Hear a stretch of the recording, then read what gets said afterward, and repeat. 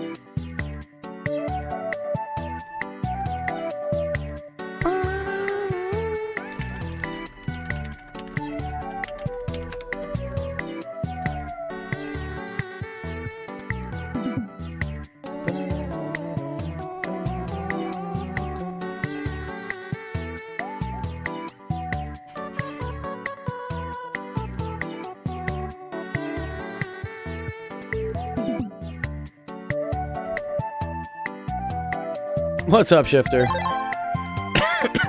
Alright, what's up, Stream Off?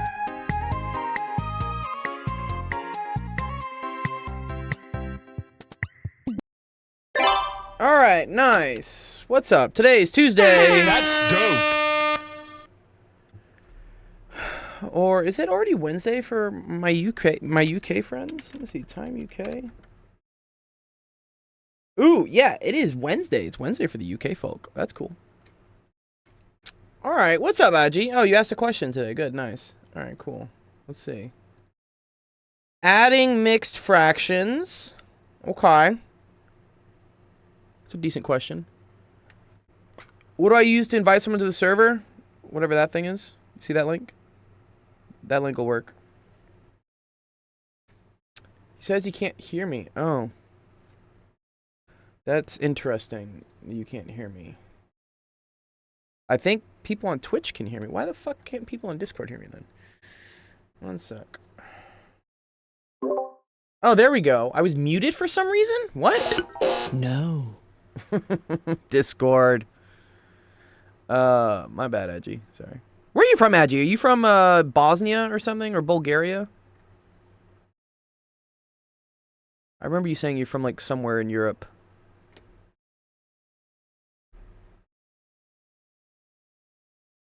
Yeah, Shifter, you can just give him that invite, or you can, this one will always work. I do need to go through and process the invite credits. I'll do that probably end of this month or something. mm.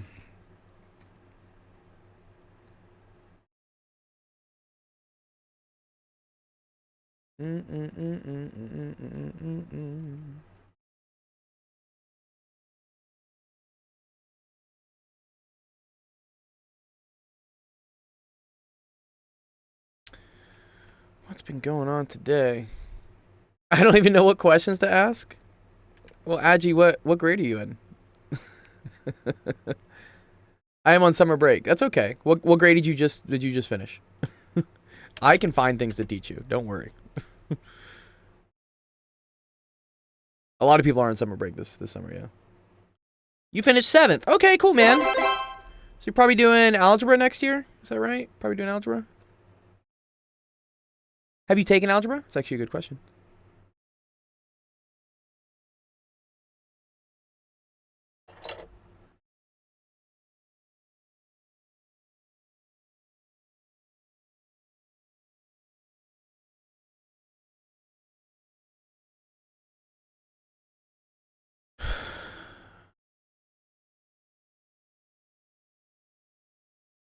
Gold, does it tell you who invited someone? I don't know how that works with the vanity invite now. Just have them tag you when they join, and then I'll count it. Just, yeah, if you're going to post it in like a big server or something, just say, hey, mention my name. Just tag my name. Because, yeah, it usually does, but there's something weird once we get like vanity URLs. Because let me see. If I go to like invite credit. Where was it? Oh, referral extra credits in here. Yeah, 1 sec. It's in here. Yeah. Let's see. Like, I think...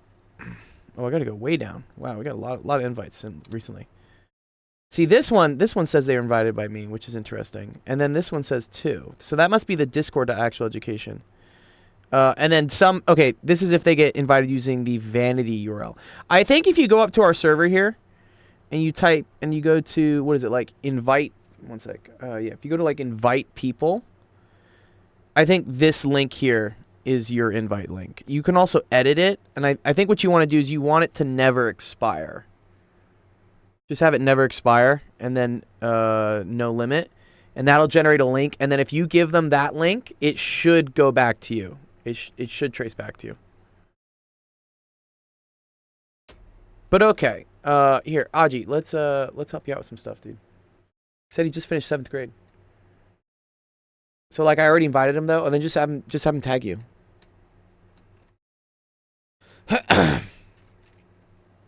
You'll see. Some people do it, some people don't.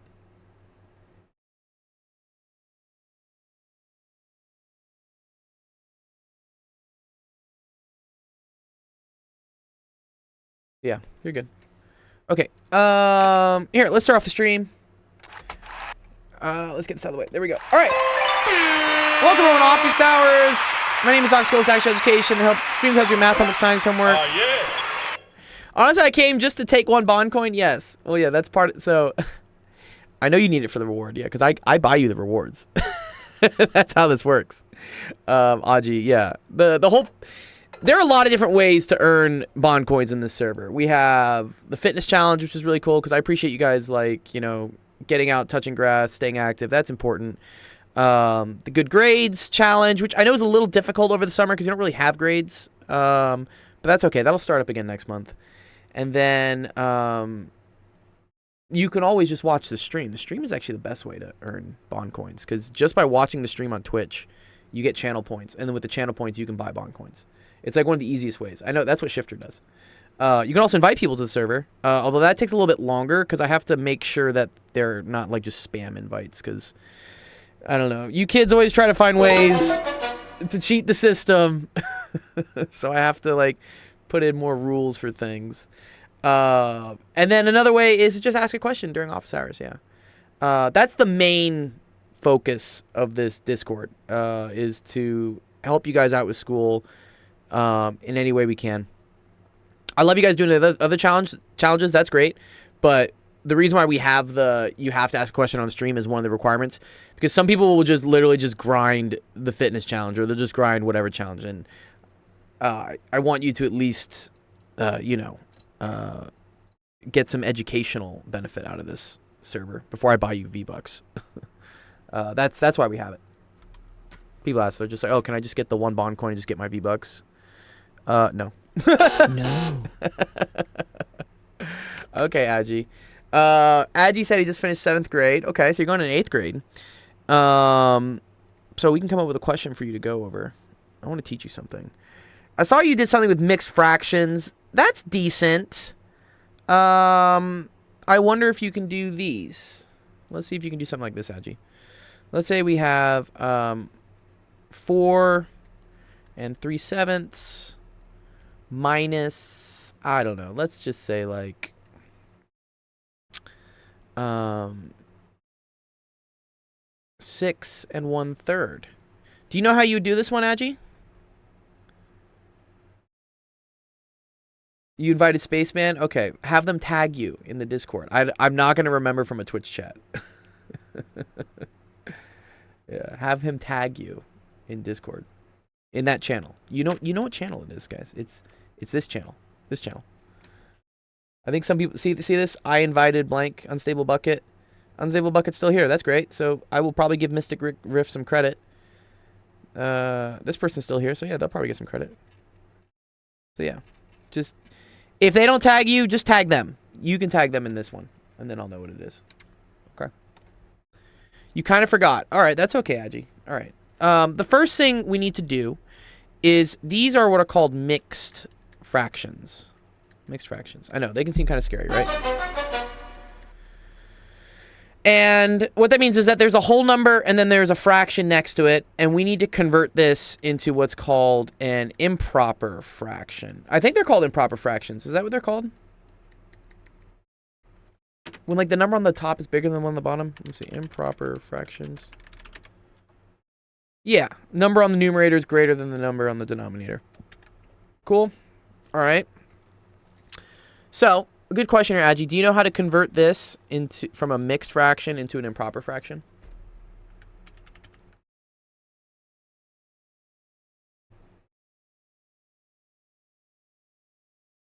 I think so. Okay. How do you think you do it? You tell me how you think you do it. It's okay. We'll figure it out. We'll figure it out together.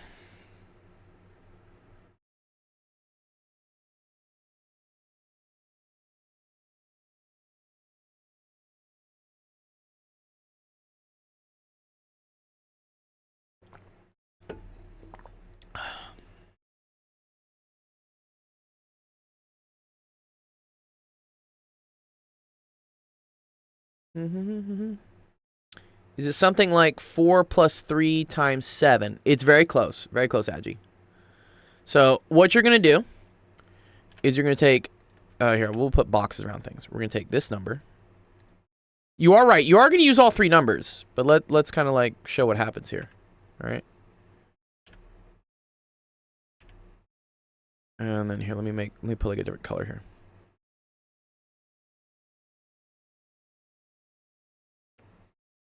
Yeah, and then it kind of goes like this. It goes clockwise, like a clock, okay?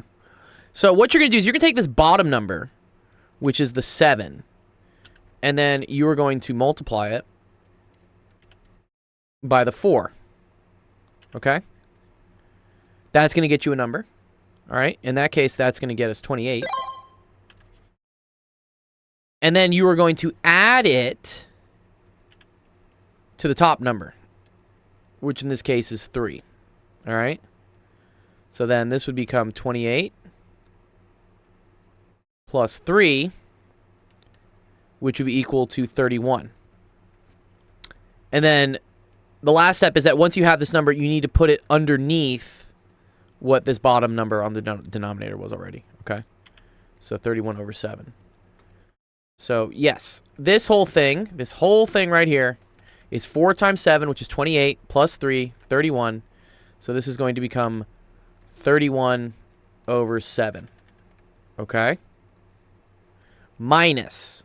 How would we write this one as a mixed fraction, Agi? Using the same method.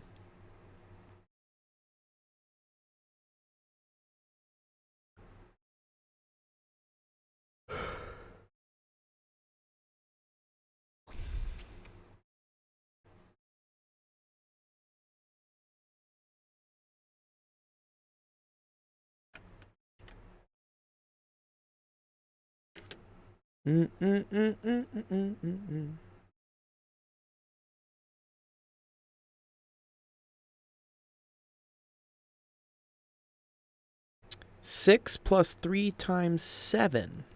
Where's the 7 coming from, though? You messed up. It's okay. Try again.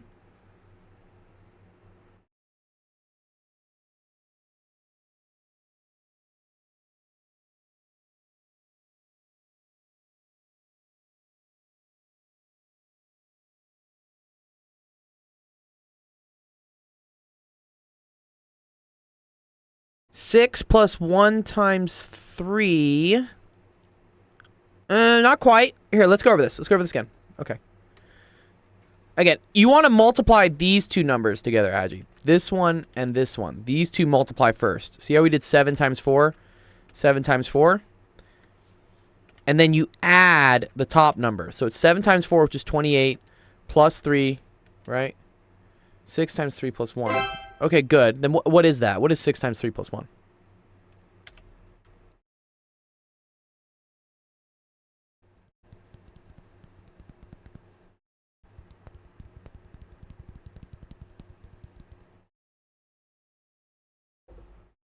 It's 19. Good. So 19 is going to go on the top here, okay? What's going to go on the bottom? What's the denominator?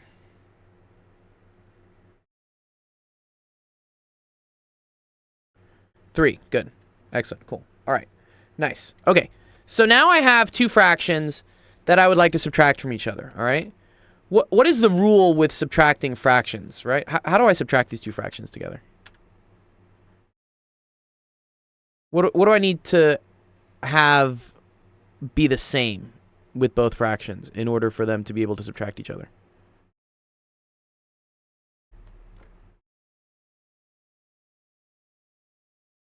You don't know? Okay, that's fine. Let's say, for instance, here, I'm going to give an easier one. Let's say we had 3/4 minus 1/4.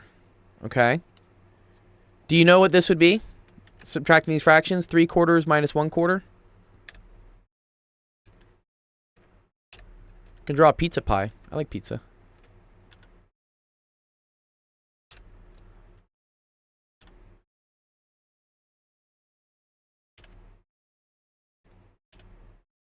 Where's my line? Where's my pen?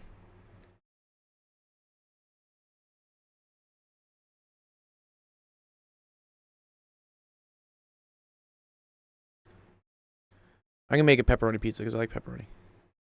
It's 2/4. Yeah, exactly, dude. Yeah, right. Cool. Right. So if I have 3 of the quarters, right? This is a quarter, this is a quarter, this is a quarter, and I subtract 1 of the quarters, now I'm just left with 2/4, right? 2/4. Which we should also know. Do you know another way to write 2/4 as a fraction?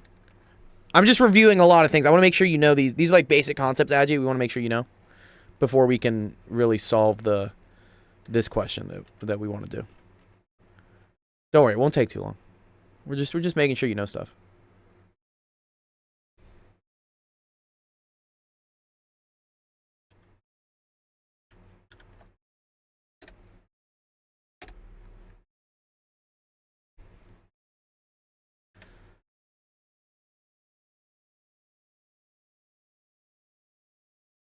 I think I make them a whole number? Yeah, kind of. This is a good concept, Agi, to know. All right, let's say again we have a pizza, right? Split into four parts, right? 4/4. Four little quarters of a pizza, right? And this is saying I have 2/4. Okay? Which is like that. How much of the pizza do you have? If you now have 2/4.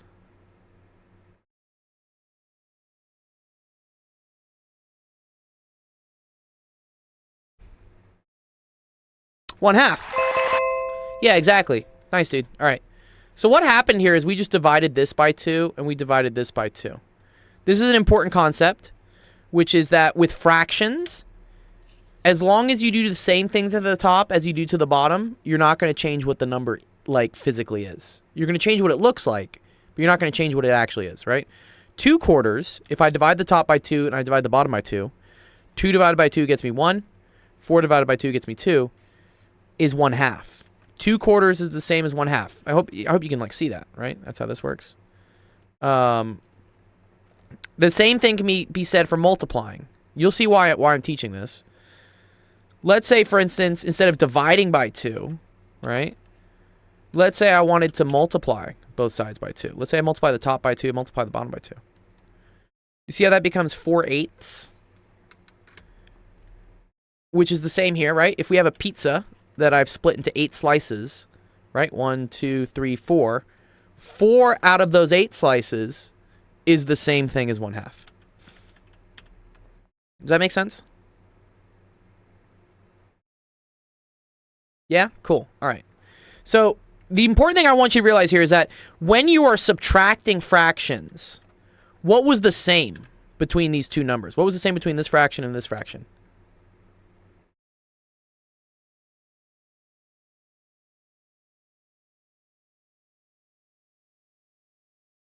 The 4. Nice. Nice. Yeah, exactly. The denominator needs to be the same, okay? That's how I did 3/4 minus 1/4 is 2/4. Because I just did this. I just did, 3 minus 1 is equal to 2. And then I left this as a 4. All right? That's a very important thing we want to learn here. Whenever you're adding or subtracting fractions, you need to have this denominator here be the same. The number on the bottom has to be the same. Okay. So let's go to your original question, which was here. We are trying to subtract these two fractions. but there's something kind of weird, right? What's wrong if I try to subtract these two fractions? No. Like what's gonna mess me up here?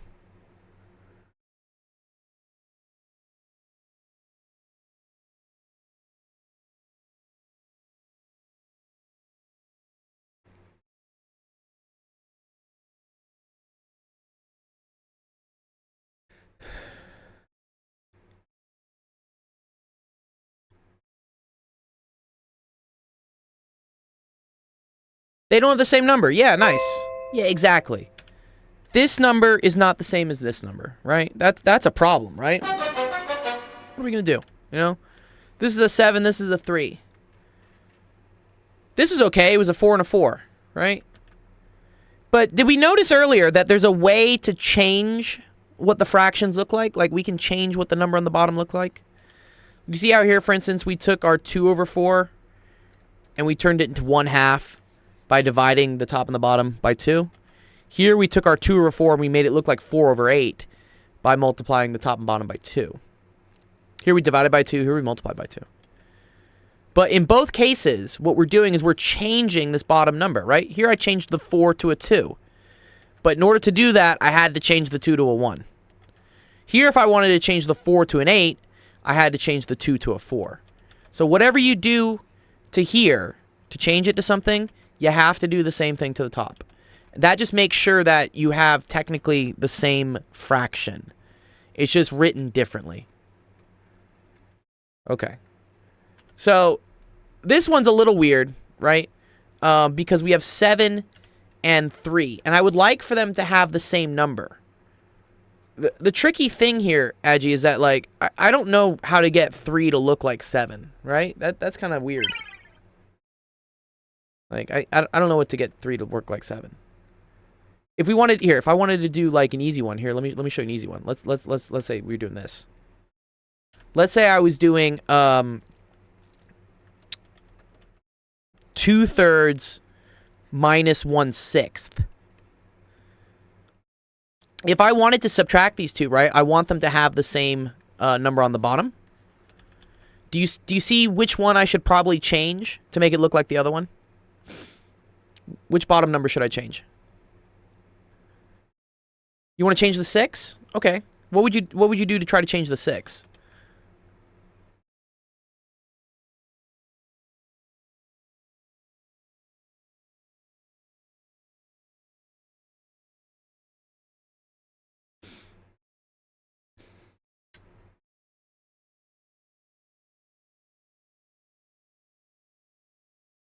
Good. 6 divided by 2. That's correct.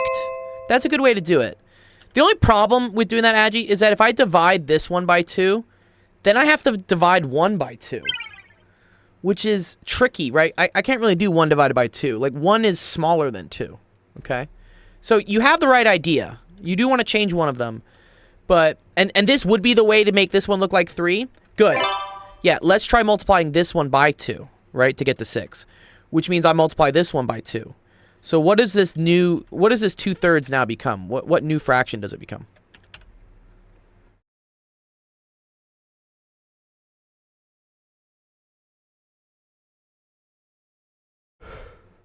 Four over 6. Yeah, exactly, dude. Yeah, look. And then I have 4/6 minus 1/6. Now these are okay. Right? They got the same number on the bottom. What's up, Taco? Good to see you. So what does this become? 4/6 minus 1/6.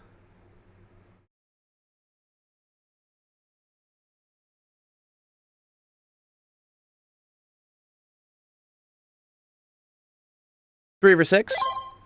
Okay. Last step. Is there a way I can write this as something simpler? Is there a way I can write this by having this like a lower number?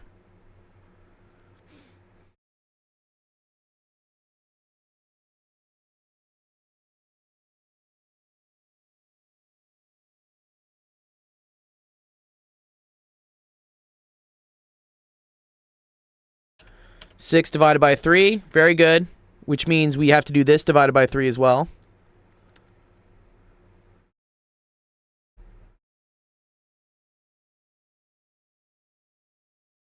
One over 2. Yes. Okay.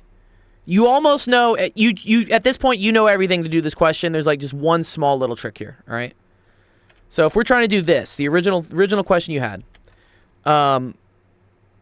we see that it's hard, right? It's hard for 3 to become 7, and it's hard for 7 to become 3.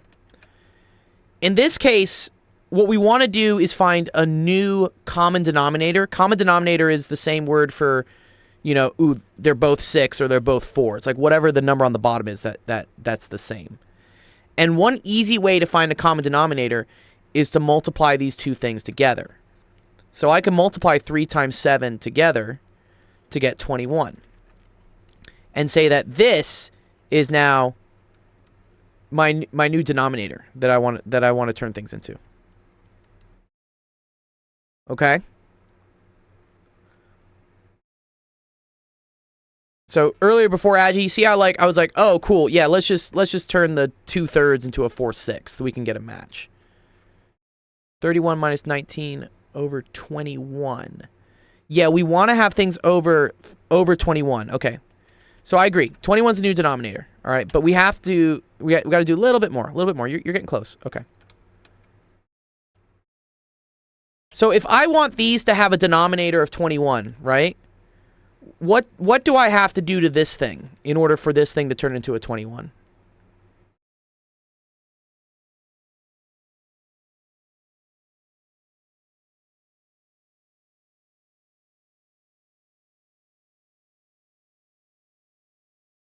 Multiply it. Cool. What do I multiply it by?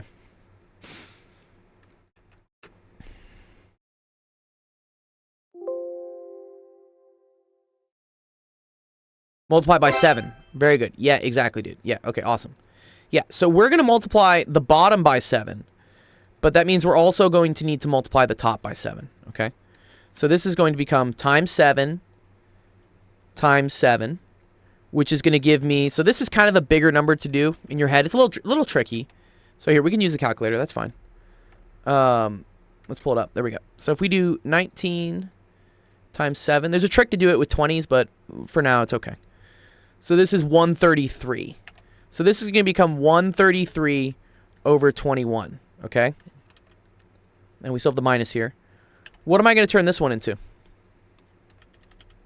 What do I have to do to this one?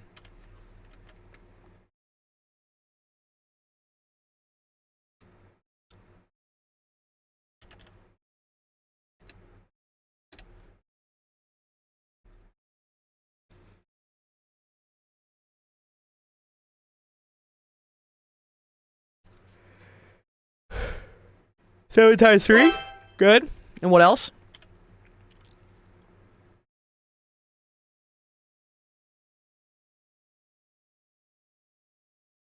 $31 times 3.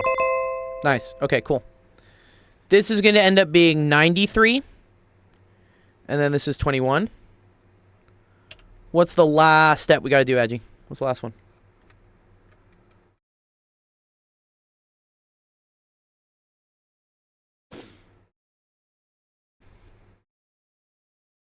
Because now we're okay, right? They both have the same denominator, right? They both got 21 on the bottom. So there's just one last step. One last step.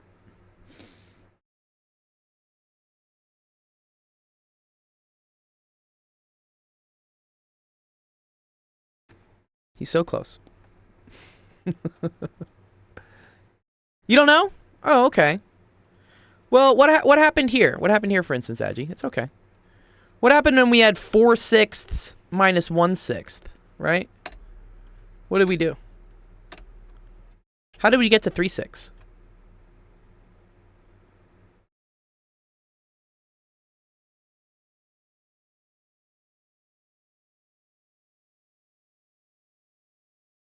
Do you see how this was? This was 4 minus 1, which got us to 3, and then we leave the denominator as the same thing.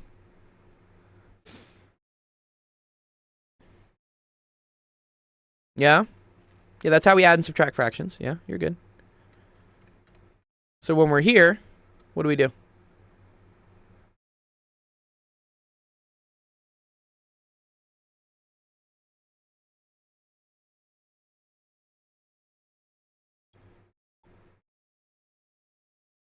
$93 minus 133. Very good. 93 minus 133 is going to be negative 40. And then what am I going to put on the bottom here? 21. Nice. And there you go. That's it. Good job, dude.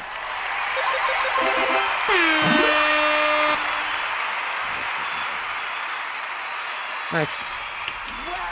I appreciate you going through that whole question with me, Agi. I'm going to give you 2 bond coins, actually, because you stuck it out, which is cool, dude. I appreciate it. Yeah, there. You get 2. Congrats. Yeah, one sec. Can I buy you gift cards right now? Let me see. GameStop. I always need my account. I forget what my account is on GameStop, but yeah. One sec. Probably have it on here. But nice, yeah. Very good job, Agi. I hope that made some sense. I know it. I hope you see that there was like a pattern, right? We went from, just learning at first, oh, okay, how do I convert mixed fractions into improper fractions? And then we went into a little lesson about, oh, okay, well, once I have fractions, how do I add and subtract fractions? And, oh, here's how I do them when they have the same denominator. How do I do them when they have different denominators? These are all little individual building blocks of skills that we eventually got to be able to do the full, complicated question. Yeah. It's super cool. Oh, there we go. Okay, now I can log into GameStop. Processing my request, please. Yeah. Okay, cool. Nice. Good question, dude.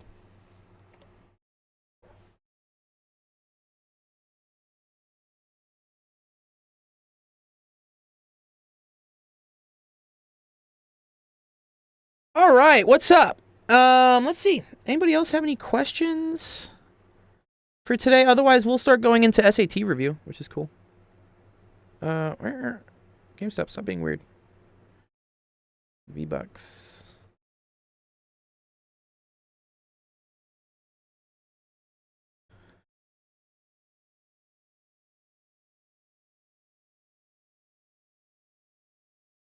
I don't want games. I already have GameStop Pro. Do these people need to chill?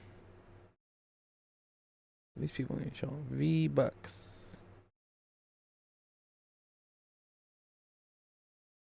Okay, there we go. Add to cart. Checkout. Checkout.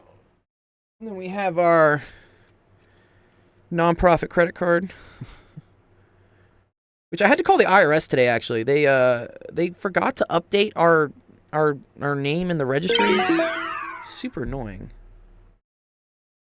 It says it's gonna take 8 to 10 weeks. Wait, excuse me? Oh, wait, no, I don't want this.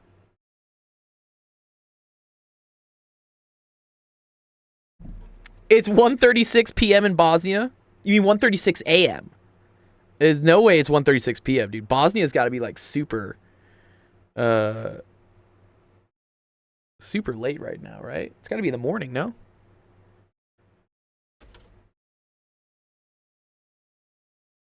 That's super cool, though. I don't think we've had a student from Bosnia. Or you know Deba. Deba's your friend, right? Do you know Deba? I think Deba invited you at some point. It's in Europe? Cool. Alright, cool.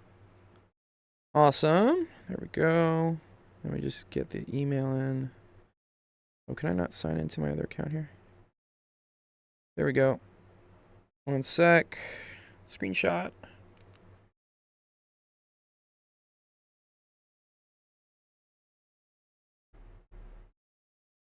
And here, I'll DM it to you right now.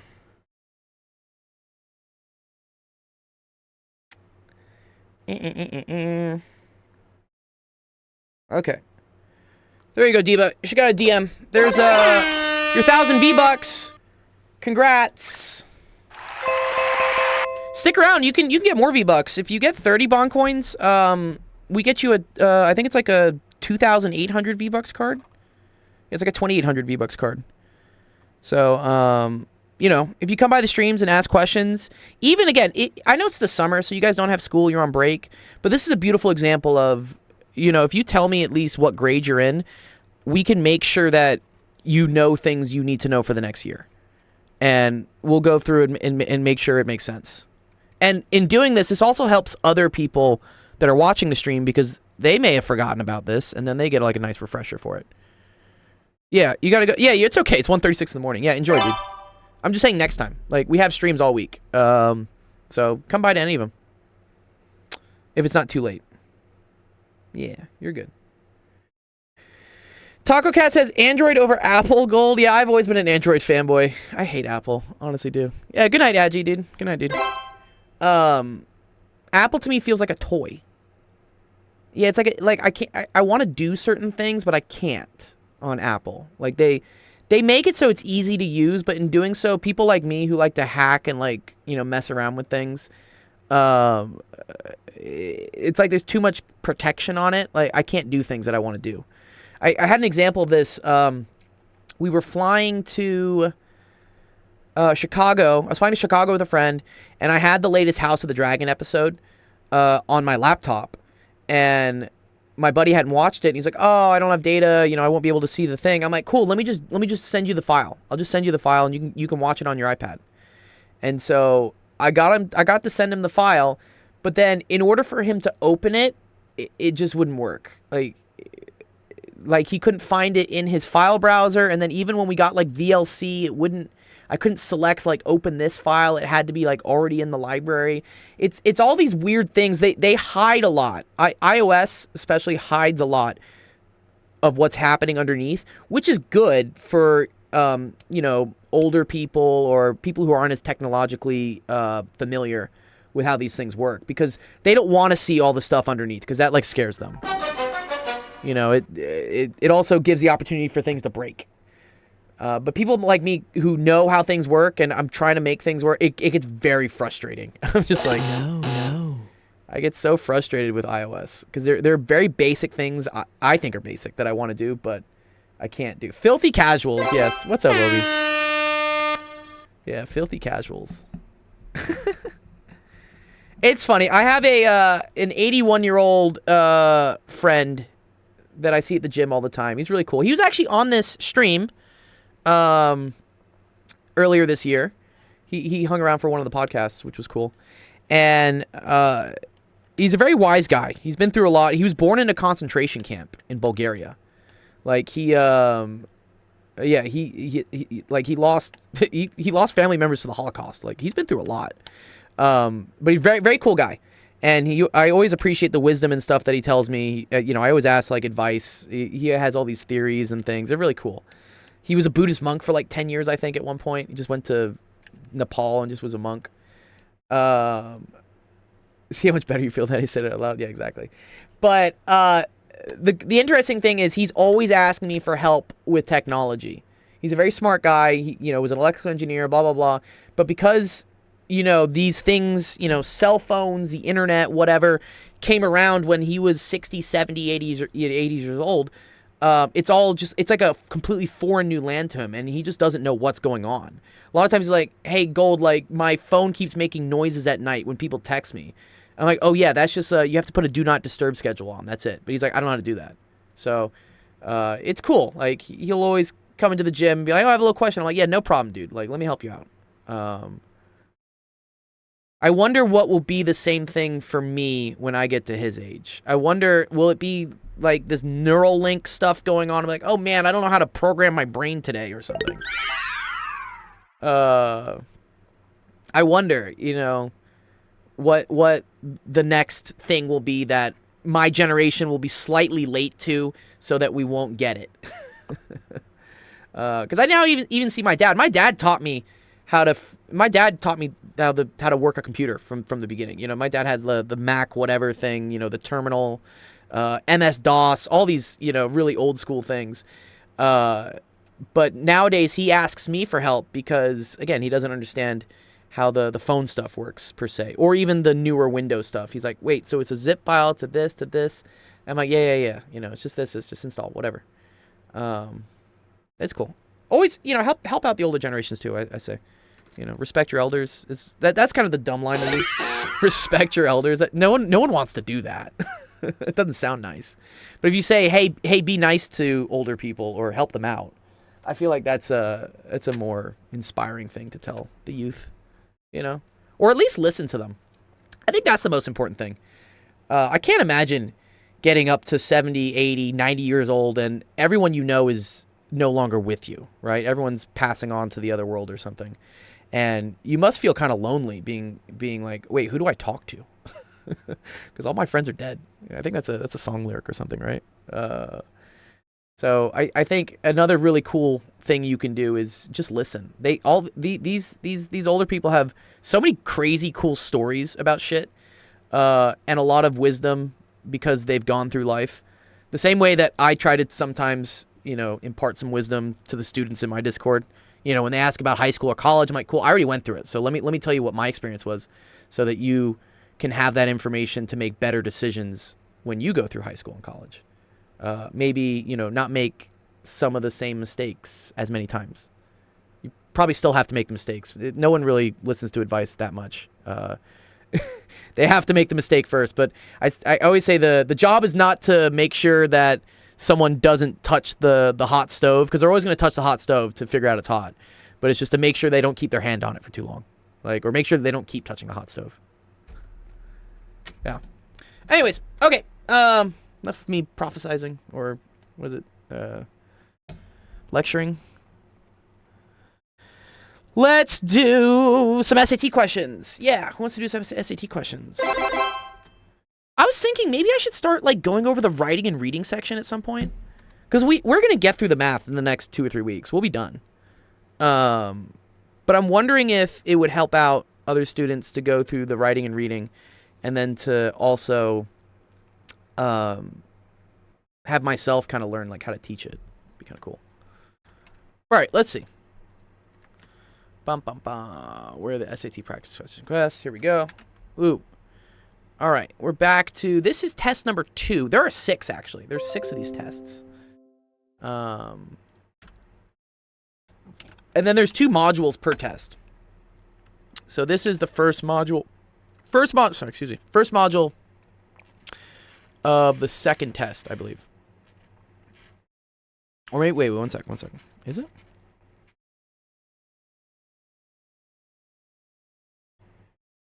Yes. It's the first module of the second test is what it is.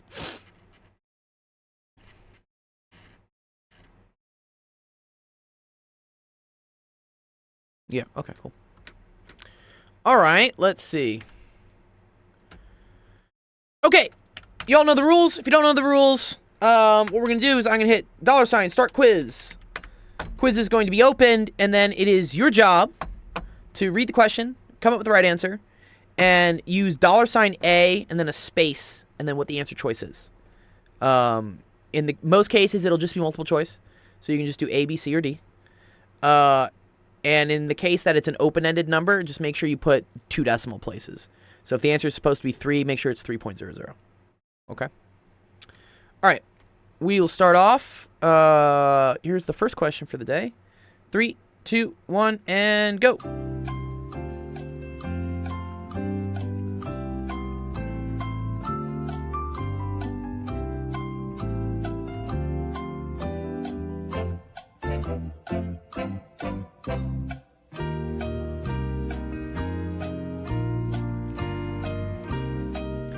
I'll show you an example of, yeah, Obi's already got an answer. Okay. If I wanted to answer something else, I would do like this. Let's say answer choice. That's if I wanted choice C.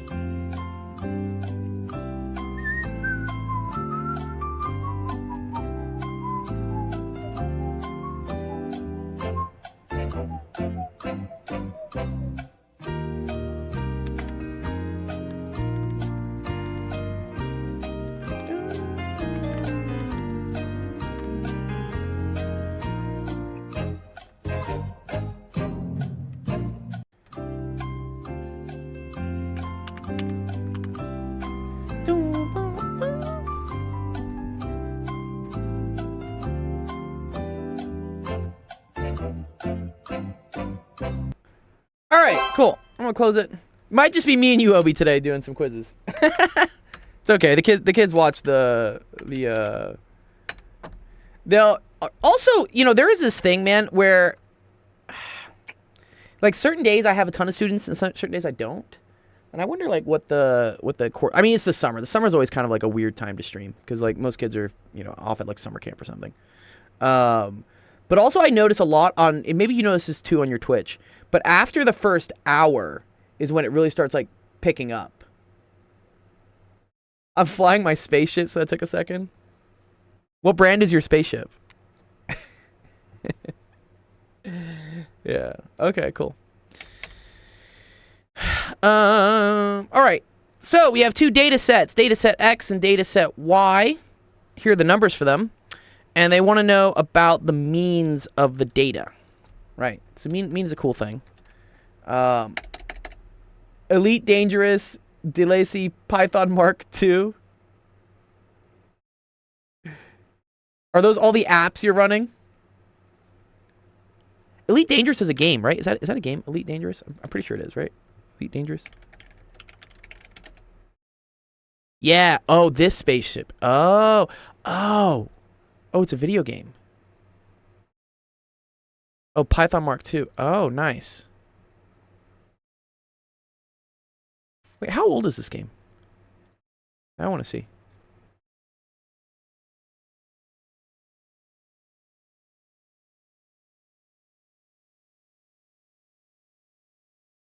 You know what this reminds me of? Did you ever play EVE Online? Copyright 1984. Yeah, wow, what? Yeah, EVE was nuts. I had buddies that played. Oh, they are very different? Oh, okay.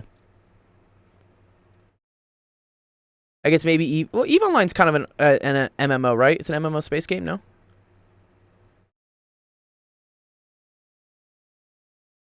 Okay, it first came out in 2014.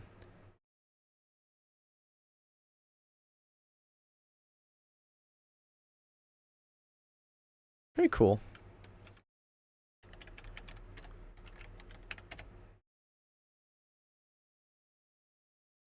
Tutorials is still not done? Welp. What tutorials? What tutorials are still not done? What's up, Laz? Good to see you, dude.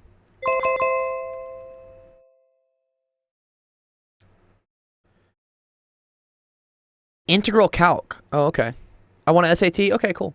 If you want help with calculus too, man, I'm happy to like run through it. We don't have that many students doing SAT stuff today, but I'll still go through some if you want to. But also if you want help with integrals and stuff, I'm also happy to help with that. Okay, cool. Yeah. So, there are three qualities, right? There's mean, median, and mode. Okay.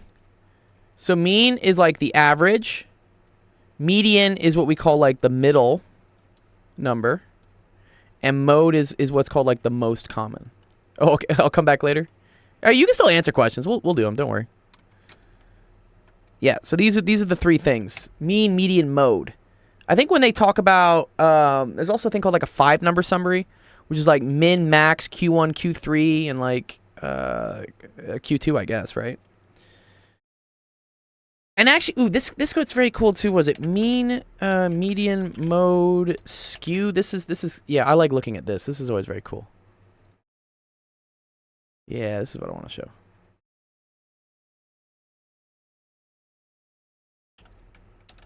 It's a cool little statistics fact here. Okay, these are called distributions, is what they are. So a lot of times, things in life follow what's called like a normal distribution. This is an example of a normal distribution, which they also call a bell curve. And a lot of things such as, I don't know, the height of people follows a bell curve. There's usually some central value that is the most common. And then as you get shorter or taller, the percentage of people that are that height drops off. And it drops off with a certain shape to it, which is very cool because a lot of the world works like this. Kind of makes you think that we're living in a simulation because so many things follow these mathematical models, which are cool. So right, if a distribution is normal, it's said to not be skewed. So I'm sure you've heard skewed in terms of if someone says like, oh, someone has a skewed opinion, right? That means like they tend to lean towards one way versus the other. Something with no skew, something that is normal, does not lean. So it's equally balanced on the left and the right. So in this case, if you have a distribution that is normal, the mean, the median, and the mode are all the same number. Okay? So the average, the number in the middle, and the number that appears the most is the same. Then we can get different things, such as negatively skewed and positively skewed data. Okay? Skewness occurs because you have things that are kind of called like outliers. So these are, the best example for this is like test scores. Usually when when a class is given an exam, you're going to have people performing around, a certain average and stuff, but you may have outliers. You may have people who just didn't study at all, I don't know, or they got high the day of the exam and like they just can't function, right? Those people are going to get really, really bad grades, and those are called outliers. This would be an example of that happening. So this would be called negatively skewed. And so what this means is that, the distribution was going to look normal. So let's say it was going to look normal around an 85. But you had a couple people that, really messed up and got, I don't know, like a 30 on the exam. What that ends up doing is skewing your distribution. I believe this is called skewed left. Is this called skewed left? I always forget like what skew left or skew right is. I think it's where the tail is. Yes, cool. Okay, it is left skewed. Yeah, okay. This is skewed to the left. Always skewed towards the tail. Yeah, exactly. My attention's always skewed towards the tail. Anyways, so yeah, this is called left skewed, and this is right skewed. And what that's going to do is that's going to shift the mean a lot to the left. It'll shift the median a little bit to the left, but it's not really going to change the mode. Okay? So when something has a skew to the left or a negative skew, the mean gets affected the most. The median stays more or less the same.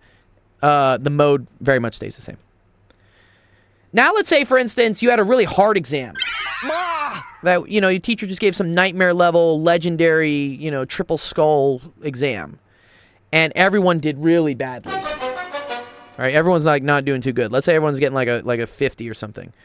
But for whatever reason, you have Einstein in your class with you, and that dude's like, popping a 90 on the exam. This would be a positive outlier, right? He's not like everyone else. He's like, you're not like us. He's way out here. What that ends up doing is pulling the mean to the right. So the average ends up looking higher now than what the mode is or the median. Okay? What we say in statistics is that when evaluating a set of numbers and you want to get a feel for, what's the average, like what's the most like common thing that's kind of happening, the mean is actually pretty bad for estimating this if there are going to be outliers. So it's one of the easiest things to calculate, right? You just add up all the numbers, divide by whatever. But it's not resistant to outliers, is what we say. So the appearance of people doing really, really bad or people doing, obnoxiously good, I guess, or abnormally good, will really affect the mean. Whereas the median does not get affected as much. And the mode does not at all. Not to say, though, that the mode is the best indicator. Sometimes you want to know if it's getting moved. You don't want to know what everyone's getting. Let's see. Okay, cool. All right. So let's look at this distribution, for instance. Okay, we have two data sets, right? 5, 9, 9, 13, 5, 9, 9, 13, 27. This one has an extra number in it. And they're specifically just asking about the mean.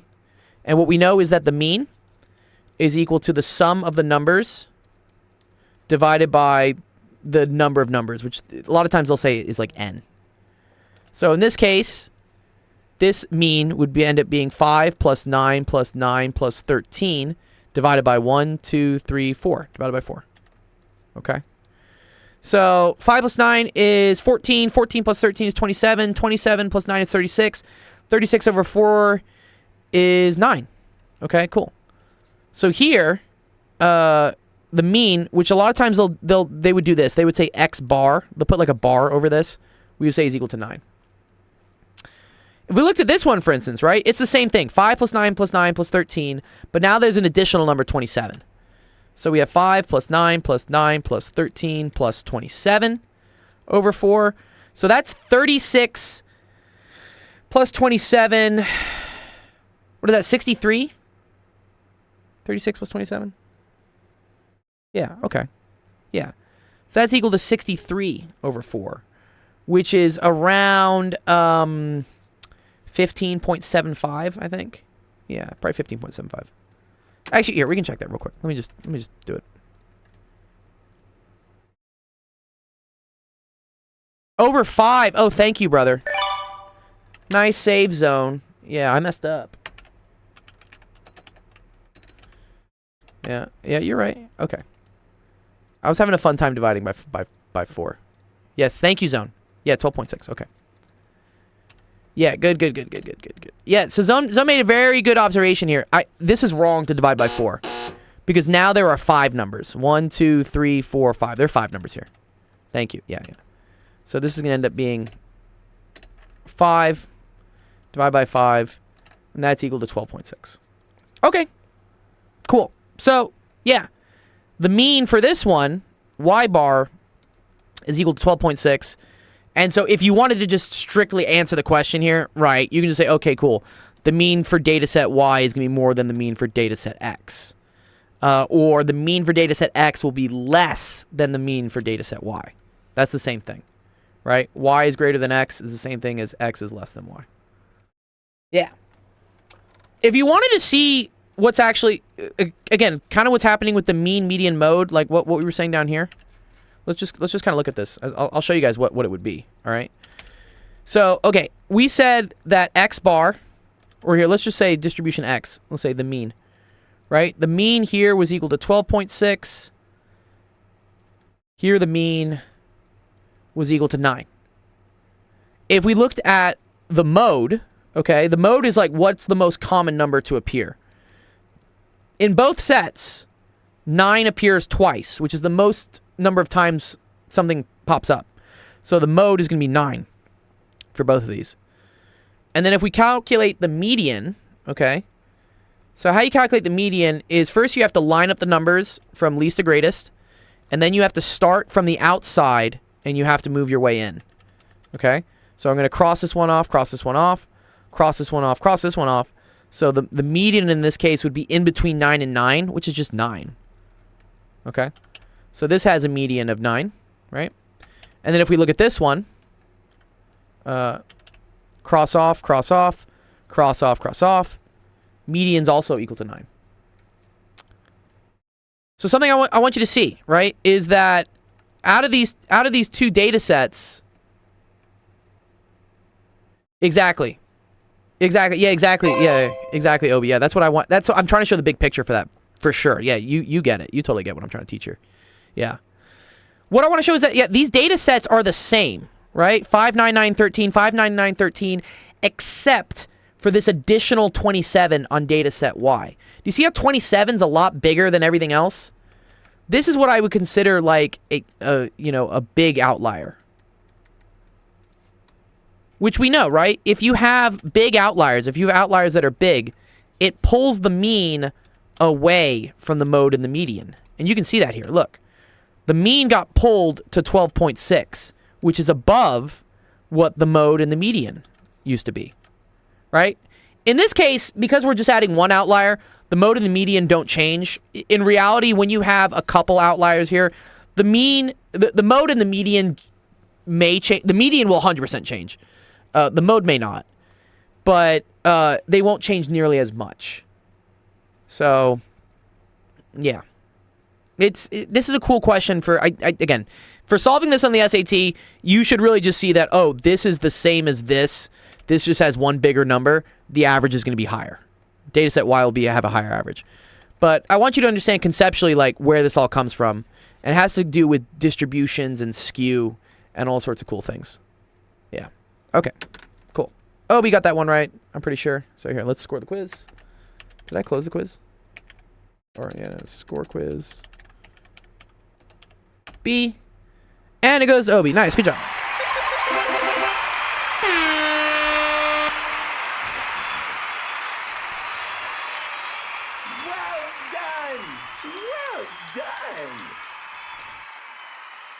I know we took like a half hour to go over that question, but I thought it was cool, especially I like to dive a little bit deeper into like why do we care about this? You know, why am I answering this question for College Board?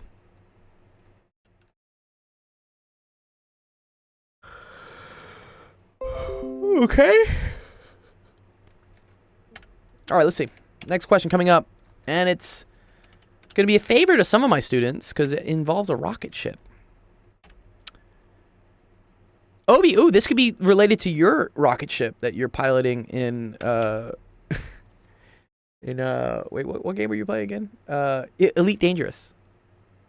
Yeah. Okay. Elon Musk, what's up, dude? How's it going, Elon? Have you moved to Texas yet?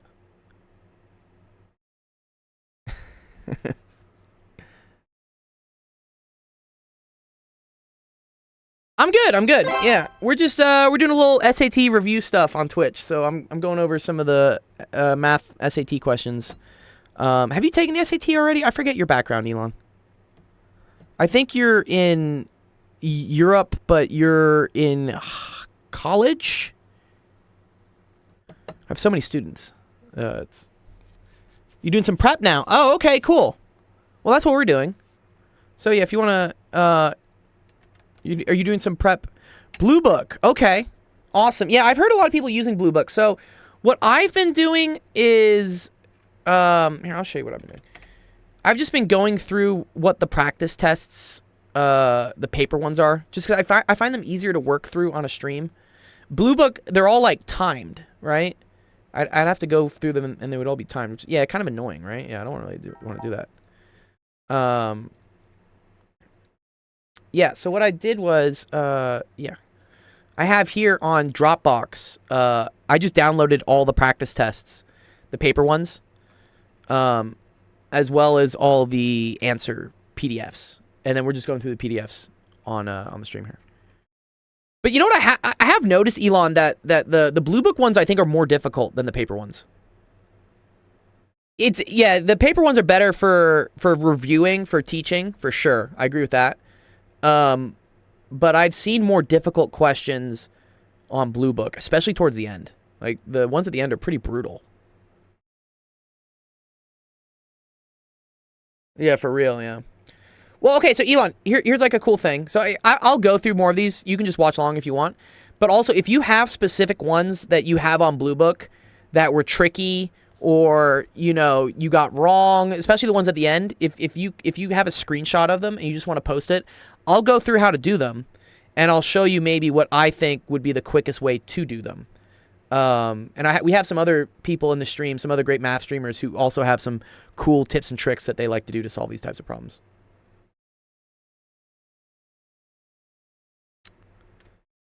I say it's like it's a free SAT prep course. You don't have to pay you don't have to pay Princeton Review $2,000 for it.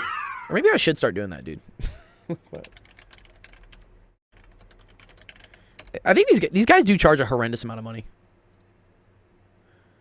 I'm lacking is the English section. Okay. I'm also down to do some of the English section, honestly. I really am. Because I know a lot of people kind of need help with that. And while I haven't really taught it so much, I'm down to try. Because I think I at least would have probably a good idea of like what to do on it. Yeah, this is ridiculous. What, $175 an hour for private tutoring? Damn. Yeah, I'm missing out, dude. I should start. I hate teaching. I hate teaching for the SAT. I think it's a terrible exam. It's fucking awful. Okay, here's a good thing. How about this, Elon? Here, we'll do one more math question, and then I'll switch over and I'll do some reading and write some English ones. I'll do some English questions. I know my background is primarily math, but let me try out some of the English section, and I have the answers, so we can see if I'm getting it right.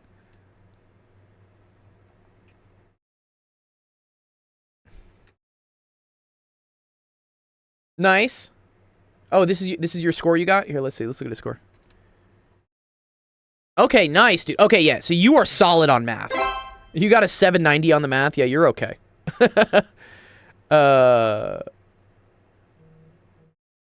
Yeah, you only got one incorrect on math. You are fine. Okay.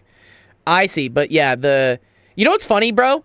This is the exact same score I had on the SAT. I had a 1420 as well. The difference is I had a 700 on the reading and writing and I had a 720 on the math.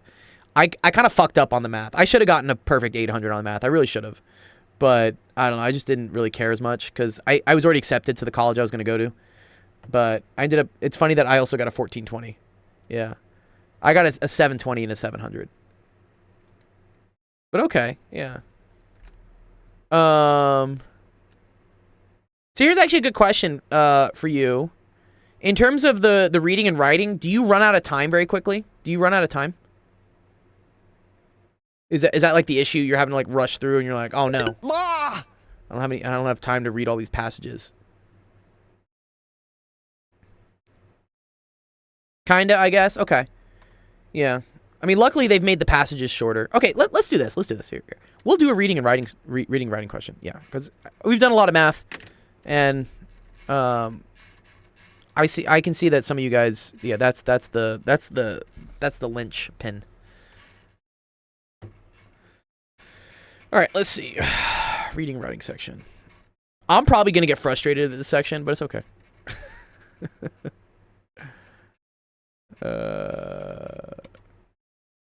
Also, is it adaptive? Is the SAT adaptive on the reading and writing as well? Like, do they start giving you harder passages towards the end? I know it's adaptive for the math.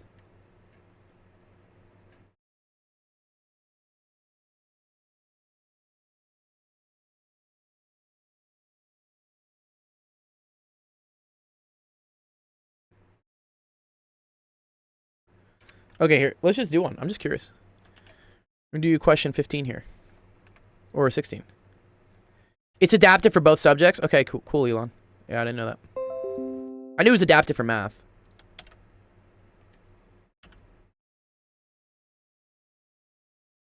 Okay. Here, we'll do this one live on the stream. And we'll argue it. You know, we'll see if we can develop some strategies on how to do it. Okay. You guys got to read a little bit. So yeah, if you're in the Twitch and you want to participate in the quizzes, quiz is open. And here we go. We're going to show it up. Let's try it out. And let's go. Where's my music? Please.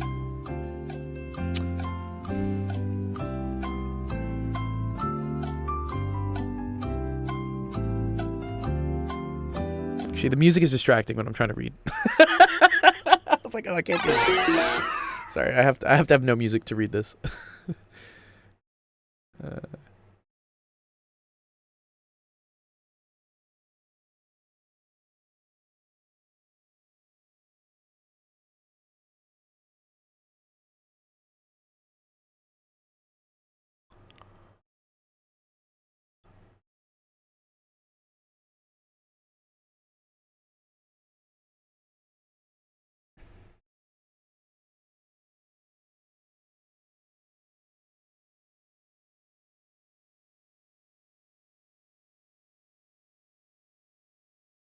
Interesting. Equity, you think C?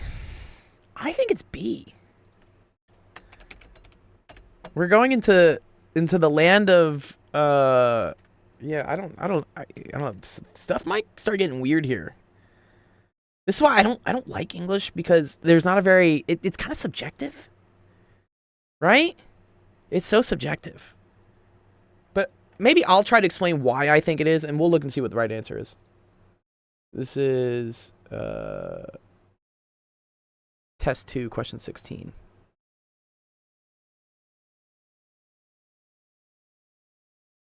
I don't know how to teach. I haven't taught it. I wouldn't say I don't know how to teach. I feel like if you know how to teach one subject, you know how to teach any subject. Teaching is a skill in its own sense. I'm probably not as proficient at teaching the ELA section because I've never done it. But I don't think that means I can't teach it.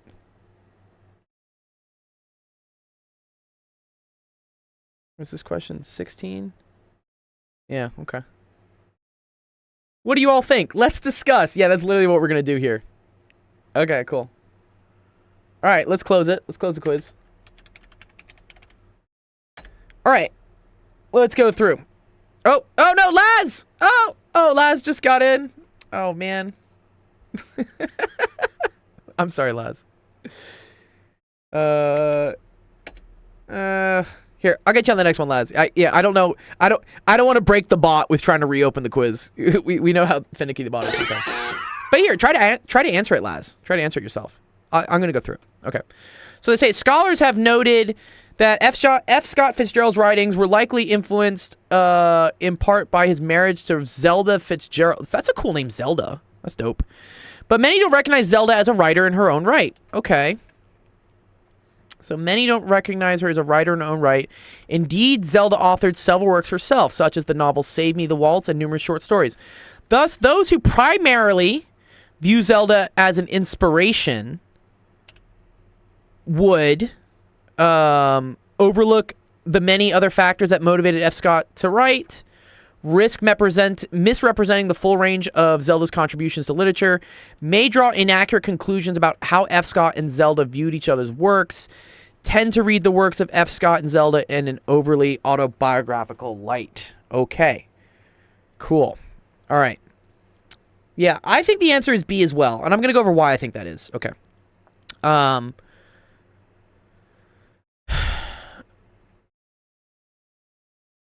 I think had they put this word in here, had they put in as just an inspiration for F. Scott Fitzgerald's writings, I think this would have been a lot easier to just know right away, okay, cool, I know what they're getting at. How I read this passage is they're basically saying that Zelda wrote a bunch of stuff but didn't get any credit for it. That's how, like, I just summarized this paragraph. I know what they're getting at. They're getting at by, like, you know, they start talking about Zelda right away, right? Like, okay, who's the Zelda person? And they're like, oh, a lot of people don't recognize Zelda as a writer. Okay. Just from this part, you should know that the answer needs to be something about people don't think Zelda's a writer. Okay. So in this case, right, tend to view the works in an like, we don't say anything about autobiographical. Autobiographical just means like they're writing their own biographies. That's nothing about that is being said. So I'm going to say no to that. Overlook many other factors that motivated F. Scott to write. We're talking about Zelda. I don't think we really care about F. Scott Fitzgerald. This whole paragraph is about Zelda, is what it is. Zelda appears like 4 times. They're really trying to talk about Zelda. Also, I feel like this question is so meta in its own sense, right? Because the answer choices that tend to focus on F. Scott Fitzgerald are like the whole reason this paragraph is getting written. They're basically getting written that like, hey, a woman didn't get credit for shit because the man was the only one they focused on. It's hilarious. This question in itself is hilarious. It's so meta. So yeah, I don't think the focus is not F. Scott. We don't care about F. Scott. Zelda's the one we care about. So here we go. That leaves B and C, right? So risk misrepresenting the full range of Zelda's contribution to literature? Yes. Because they say here, right? Many don't recognize her as a writer. And then they say, indeed. So, indeed is like the same thing as saying, like, but, or like, however, right? They're saying many people don't think Zelda was a writer. However, she did do a lot of shit herself. And because scholars... SAT R&W is very similar to CLEP composition. Review once for 2 things. This question is set up to make you believe that Zelda is not the writer on her own book. Well, I don't think she's recognized as the writer on her own book. This is the classic, like, she probably wrote books. Yeah, she wrote a bunch of books, but because F. Scott Fitzgerald is such a icon in literature, she tended to, I guess, live in his shadow. Because F. Scott Fitzgerald is, you know, whatever. You know, very famous. So, basically right here, when they say, who primarily view her as, kind of like, I read this as just an inspiration, is like belittling what she did, then that's why I would say risk misrepresenting the full range of Zelda's contributions to literature. SAT is making us see how society treats women, right? That's where, like, bro, if I start putting, like, my MAGA hat on and something, I'll start saying that this is, like, some woke mind virus exam, right? Like, they're trying to push an agenda with the questions.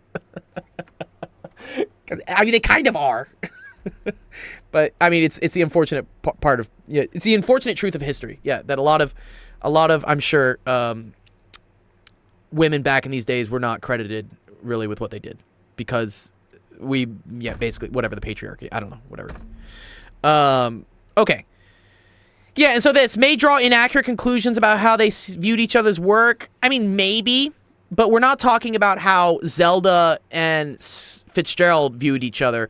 We're talking about how many don't recognize Zelda, and then those who view Zelda. So we're talking about the people who are... Anyone who doesn't look like us, Gold, honestly. Yeah, dude, I can get into a whole rant about... Yeah, I know. Yeah.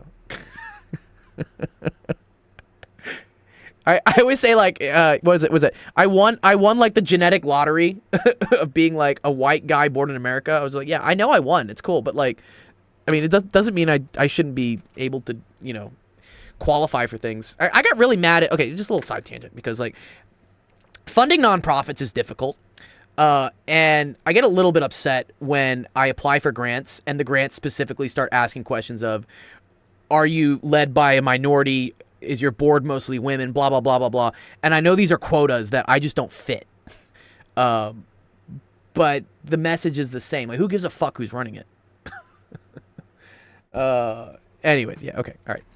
Anyways, yeah, so the answer here is B. Again, yeah, that's... You know, look at what name is coming up the most amount of times. Look at who the subject of the paragraph is, and then that is what the answer choice you should be looking for. Oh, okay, cool. I think I did a pretty good job, like, teaching that question. What do you guys think? Does that make sense? Did I teach that correctly? I got the right answer at least. Yeah. Yeah, good job. I got the first correct answer. Okay, cool. Thanks, Laz. Yeah, no, I appreciate that. Yeah, you know. Okay, cool. Here, let's do another one. These are fun, actually. I'm having fun actually dissecting these questions now. I want to see what other agendas are in these questions.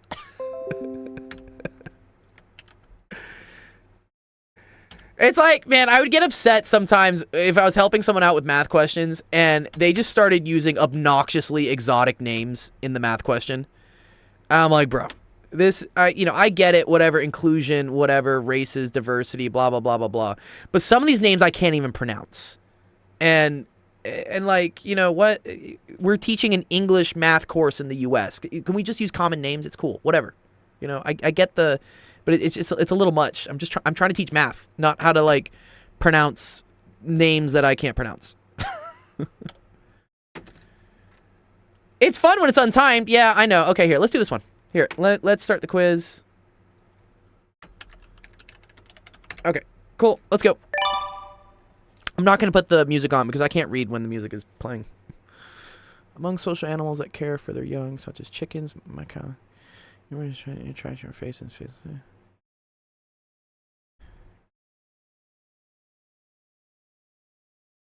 Oh, interesting.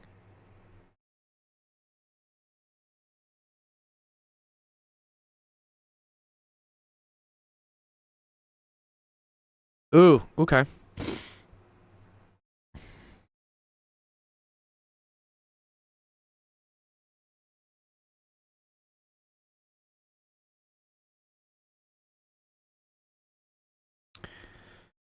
Yeah, it's a good one. I think I have to agree with you, Laz. I think I'm gonna agree with you, Laz. Yeah. Yeah. It's kind of cool. There's some science in this. There's actually some biology in with this. It's called imprinting. Right?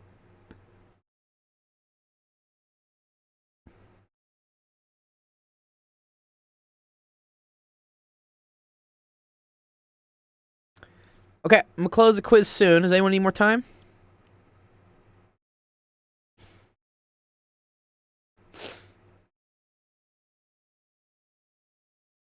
If I get a bad composite score on the SAT, I'm gonna cry. No, you'll be okay, dude. Okay, cool. Here, let's close it. Closing the quiz. 3, 2, 1. Close. Okay. All right. Again, let's try to like, if we were like, again, timed. We got to read this quick. Let's look for the main portions here. That what's going on. Okay. I think we should always like highlight the last sentence. I feel like the last sentence is always very important, right? Especially when it has like a blank on it. Okay, so they say they found that tortoise hatchlings showed a significant preference for the image, suggesting that. Okay. Okay, so tortoise hatchlings showed a significant preference for the image. So we have to see, okay, what image are we looking at? And then here do we see image? Look, image of 3 black dots. Arranged in the shape of a nose or a mouth. Okay, cool. All right. I'm almost like I'm reading backwards. I'm seeing what the question is, and I'm looking at like, okay, what's referencing what? What's referencing what? I could have been born smart. They did have some. There is some post out about like, what is it, like demographics of Americans and who's making the most money, right?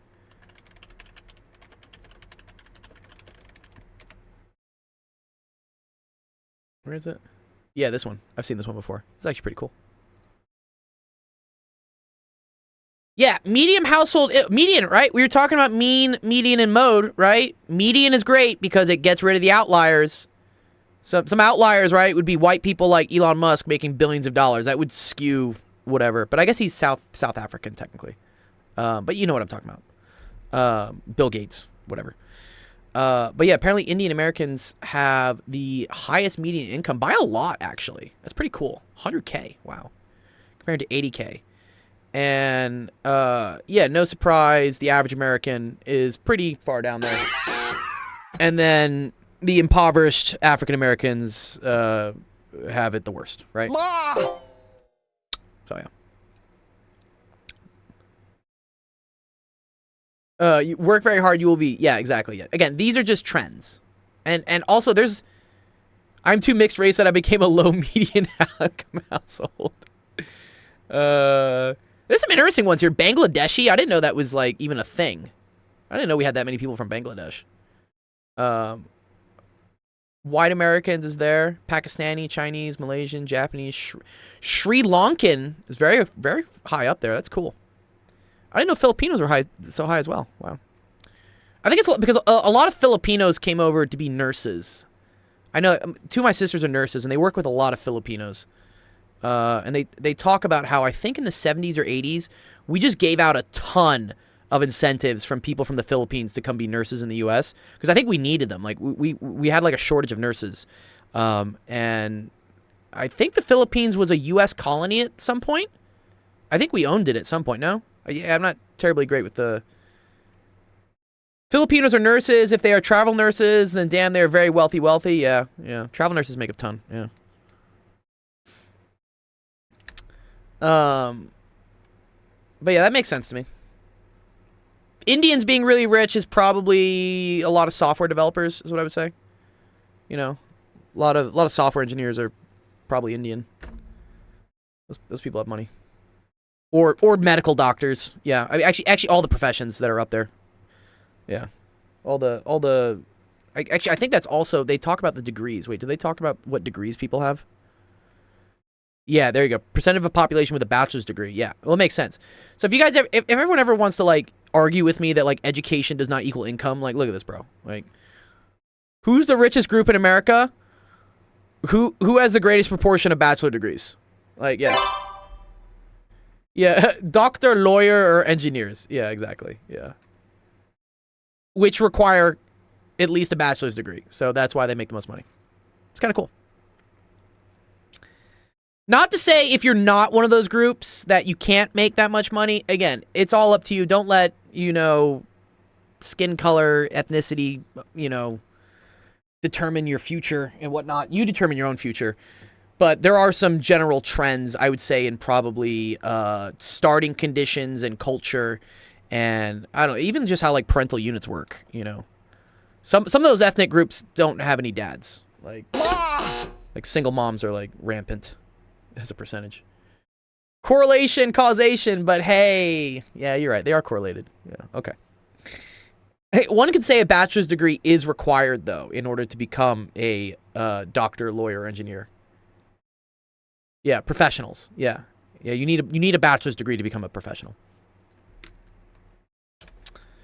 Okay. Okay. So, hatchlings had a preference for an image, and the image is 3 black dots, eyes, nose, and mouth. And then they say, okay, cool. So why do we care about the face-like stimuli? It's like, okay, cool. Among social animals that care for their young, newborns appear to show an innate attraction to face-like stimuli. Okay, cool. So social animals show an attraction towards face-like stimuli. They use the 3 dots to simulate what a face is, and they find that the tortoises show a preference for the 3 dots. So I think a common mistake right away would be to just connect these two. Would be to connect saying, okay, because the tortoises have a preference for the image, they must also be social animals or something, I guess. Or they must also be social animals that care for the young. However, this is where I guess you can't skip over everything. Because this section right here says that tortoises live alone and do not engage in parental care. So here's what's happening. They're saying that, okay, these animals that have parental care have a preference for face-like stimuli. However, now we have some animals that do not have parental care, but they also have a preference for face-like stimuli. So this is cool. This is actually also kind of what Obi was talking about, like causation and correlation. The face-like stimuli does not imply, right, that there is parental care. Tortoises need to pay child support. Okay, here we go. Let's go through the answers. All right.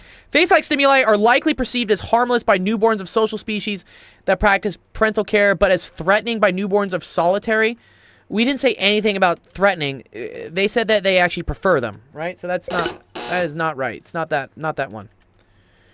Researchers should not assume that the innate attraction to face-like stimuli is necessarily an adaptation related to social interaction or parental care. I kind of agree with this one. Because notice how they say that, like, tortoises do not engage in parental care, but also show the same attraction. So, this is what's called, like, a control, is what this is. You're basically saying, hey, wait a minute. Just because this correlates doesn't mean it's necessarily linked to it, you know? So I think this one's kind of okay. I like this one. Researchers can assume that the attraction to face-like stimuli is seen in social species that practice parental care is learned rather than innate. Again, I don't know where that's coming from. Like, what do you mean by learned? This is actually more of a science question, too. It's not really an English question.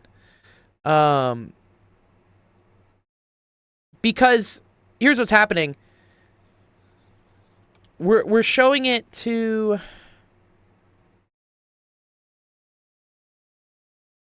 newborns. So in both cases, they're both like newly created creatures, and they both have an innate attraction to face-like stimuli. So that doesn't say anything about it being learned. If anything, we know that it's innate for both. Okay? So this is also wrong. Newly hatched tortoises show a stronger preference for face-like stimuli than adult tortoises do. We didn't talk anything about the adult tortoises. We only talked about the, yeah. So by process of elimination, I think it just has to be B. But also, yeah, this is kind of a science concept. It's like, I'm trying to think. Yeah, so here's what they have. They have what's called like parental care. This is cool. This is experimental design. So we have yes for like, I don't know, like monkeys. And then we have no for tortoises. And then we test, right? Attracted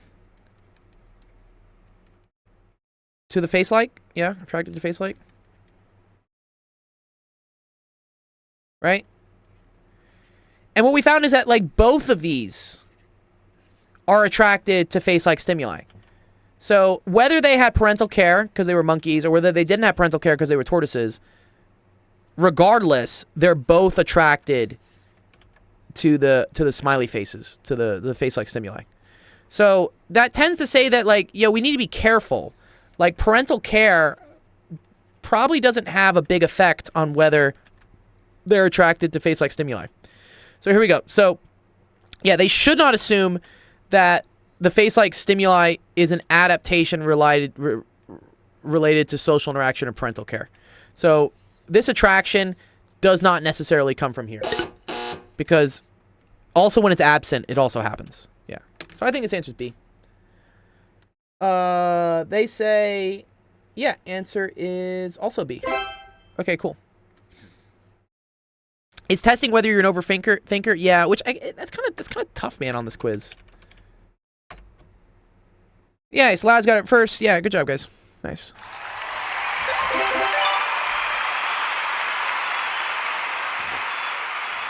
It's kind of fun. I kind of like these questions.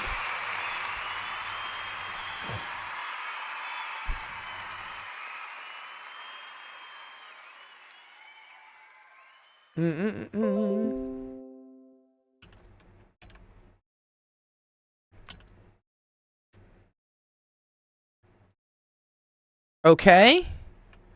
Let's start the next one up.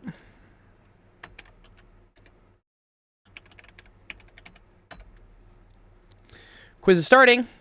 3, 2, 1. Let's go.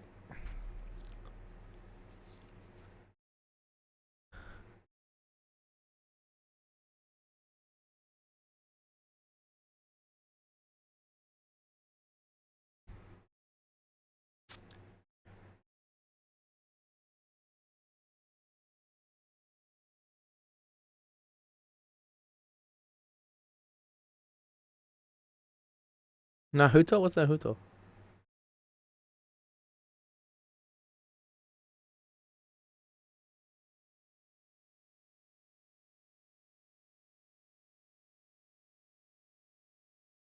Oh, classical Naruto. Yeah.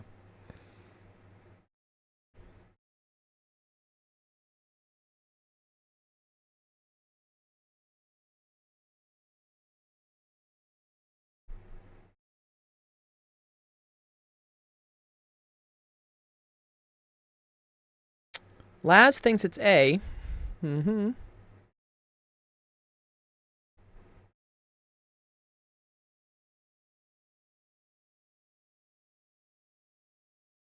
Yo, what's up, Enigma? Bot's working great. Appreciate it. No issues so far. We've been running smooth for like the last week.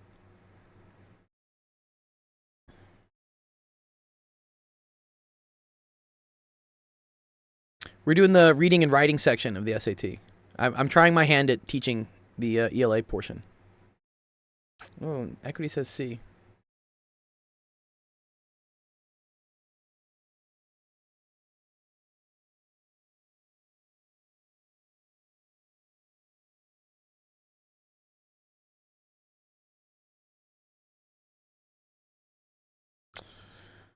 Okay. Let's close the quiz out. Curious to see what we got.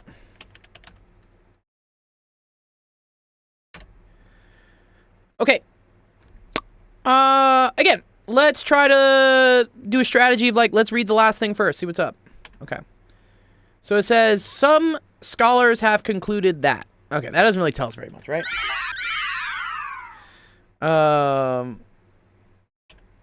This is probably important, though. Oop, oh, 1 second. 1 second.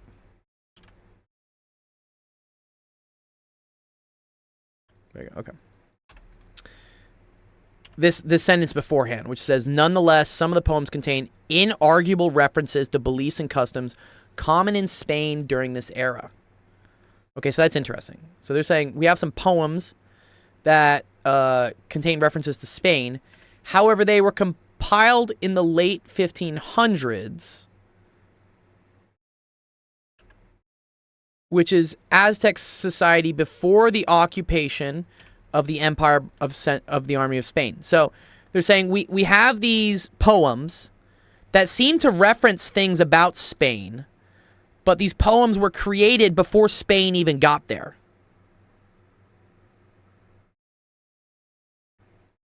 Right? So, I mean, technically they kind of do, Laz. But yeah, I think the key thing that makes C wrong is because they say before the invasion by Spain. Right? I think if we had just left this, or if this had said, for instance, after the invasion by Spain, then this would be okay. Because yes, I do think the poets did borrow from the traditions of other societies, because they say this. They say contain references to beliefs and customs. You're right. Maybe that's not literary traditions, but is references, I guess. I can see how someone would pick C. I understand why someone would. But I think this is the important thing that kind of makes it off, is they're saying before the invasion by Spain. The main thing they're getting across here is that, like, in the 1500s, there's no Spain. And then we have the Cantares write poems. After 1500, Spain invades. And then way down here, like in the year like 2000, whatever,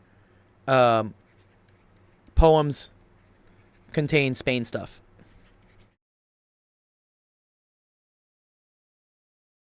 So it's kind of like building like a timeline is what it is. And what I see is that, okay,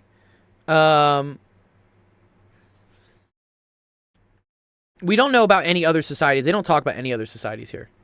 They talk about Cantares Mexicanos is the Aztec Empire, Aztec society. We don't see any other society mentioned except for the Spanish.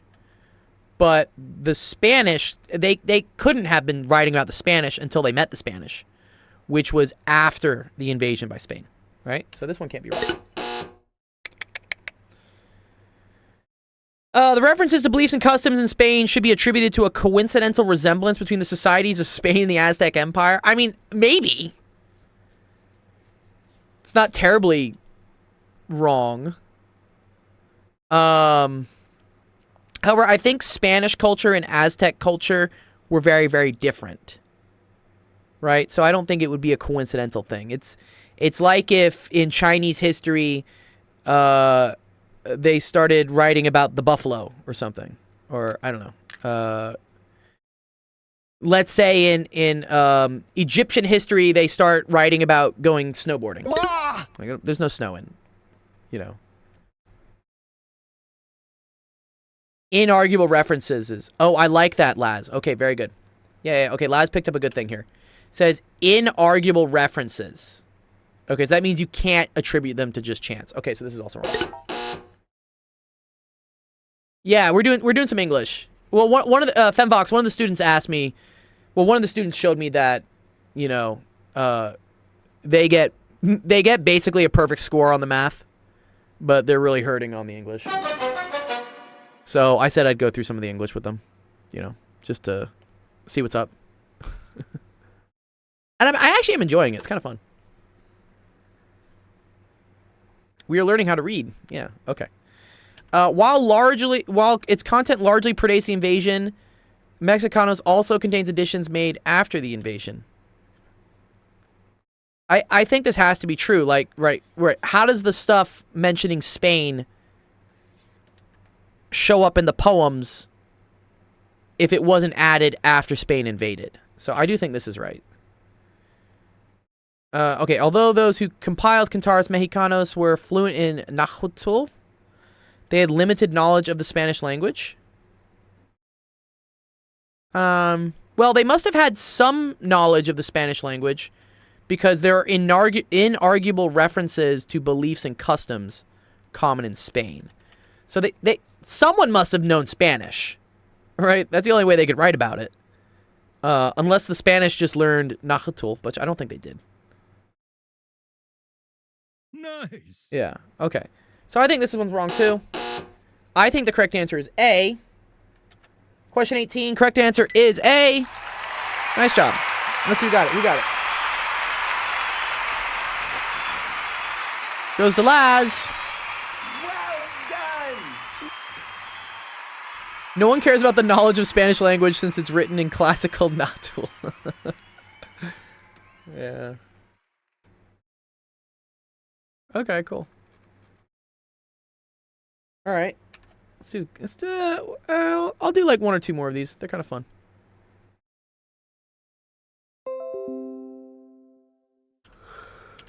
Again, we're given kind of an advantage because, you know, I'm basically taking unlimited time to do these questions.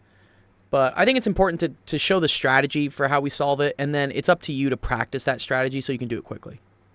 I can't teach you to be fast. I can teach you ways to get fast. But at the end of the day, you have to practice being fast. It's kind of like if you were on track and field and someone's like teaching you techniques for how to run a mile really quickly. They can't run the mile quickly for you. You have to do it.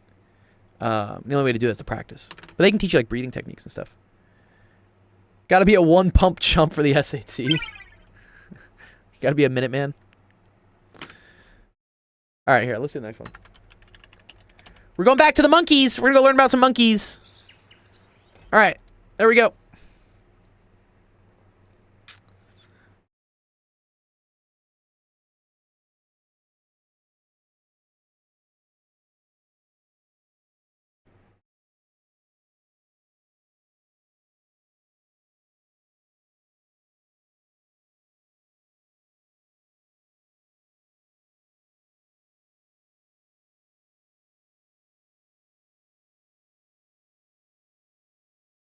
I think it's B. Or, ooh, yeah, A. I think it's A too. No, I think it's A. I think it's A. I was torn between B and A. I really was. We're gonna see which one's right. I wanted to say B, but then I read A.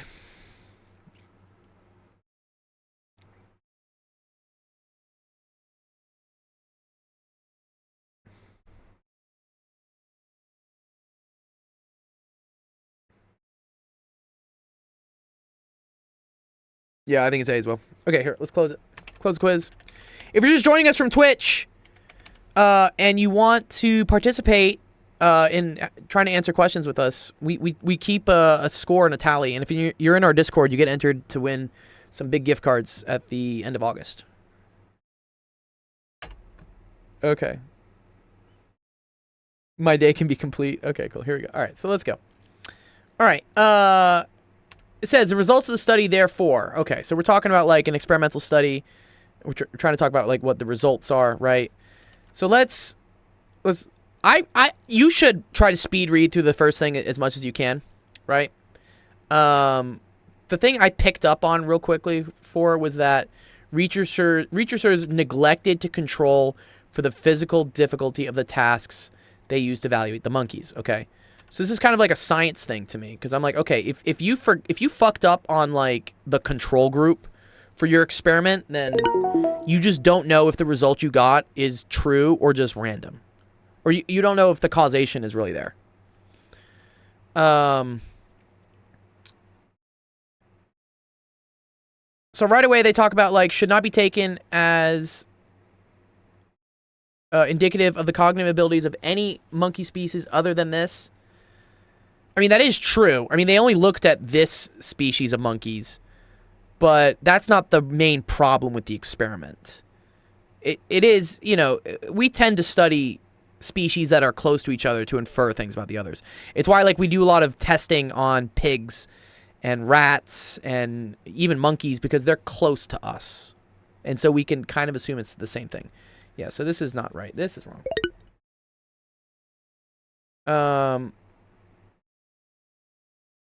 Are useful zebrafish. Do we use zebrafish, really? Are we close to zebrafish?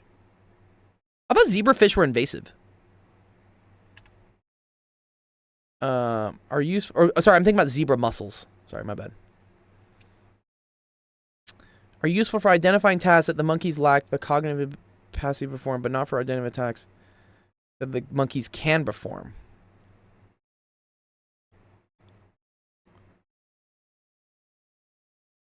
The cognitive abilities of monkeys, given problems required little dexterity, were judged as the same. Okay, so here's what. So they were testing brain of monkey, testing like how smart they are, right? And they did some where they required. So dexterity is yeah, that's a word you should know. Dexterity is like how coordinated you are with your hands and stuff. Okay, so little dexterity. So we could say like not physically challenging. Physically challenging. We use them for genetic engineering? Oh, I didn't know that. That's cool. I know we also use horseshoe crabs, right, to make vaccines. It's another very cool thing. It's like this really cool blue blood. Yeah. But here's the issue. They didn't split this. So they tested the brains of the monkeys, and they mixed up which monkeys they gave physically challenging things and which ones they didn't. So that's the problem.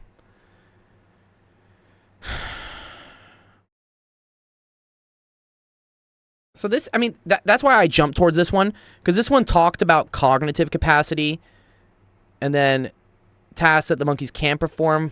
So to me, it was like, oh, brain stuff versus physical stuff. That's like, oh, I almost chose B. Reveal more about the monkey's cognitive abilities when solving artificial problems than when solving problems encountered in the wild. I mean, this is true. Like, monkeys aren't going to slide a panel to retrieve food or unscrew a bottle and insert a straw. They're not going to do that in the wild. That's the issue. Is that a lot of these things are true. Like, this is, like, kind of true. Right? We shouldn't infer too much about other species. It's, like, kind of true. And this is also kind of true. Because, yeah, it's with B, you can't really go for it since the researchers did not control the difficulty of the task. Yeah, that's the main thing. I think this is the big standout thing. Again, this is the problem with the English section of the SAT. You can argue that some of these are kind of also correct, but only one of them is the most correct. Yeah, I don't like these. It's always, choose the answer that sucks the least. Yeah, I agree. Sucks. She went to seven. Oh, DD. Oh, what is it? Sucks. Oh, DD. What is it? Yeah. So, right.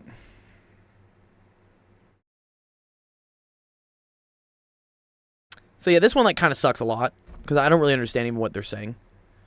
This is again, I think this is the main one. It says it could suggest that there are differences in the cognitive ability, even though the differences do not exist. Yeah.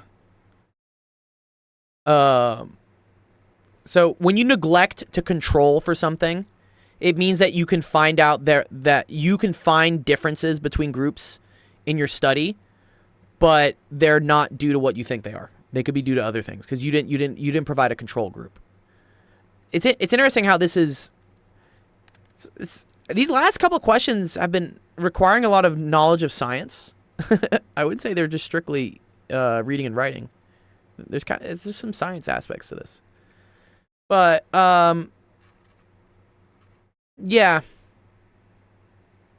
In general, yeah, not having a control means you don't know what's actually causing the difference. This isn't actually QV. No, this is the ELA. This is the reading and writing section of the SAT. But the question is science. D is not because in the wild, monkeys don't really encounter sliding bottles, screwed bottles, straws. What is it then?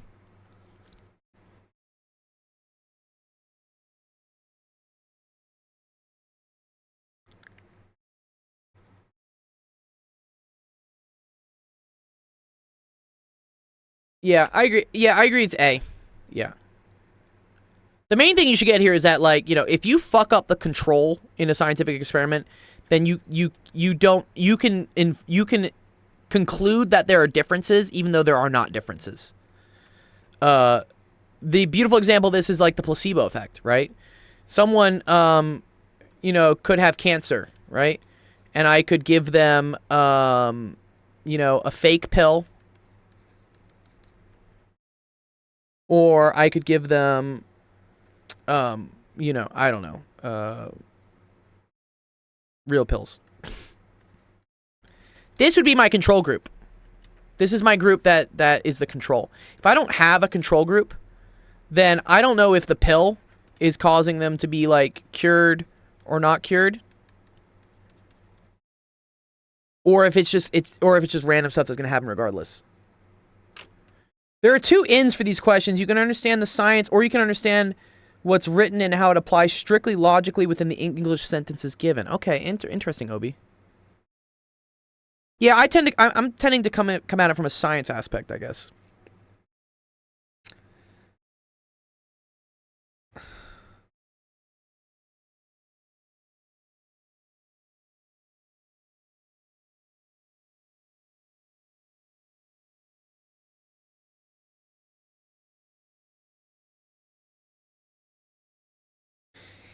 Yeah, I'm curious about, like, the strictly logically within the English sentences, because I don't see the logic in here.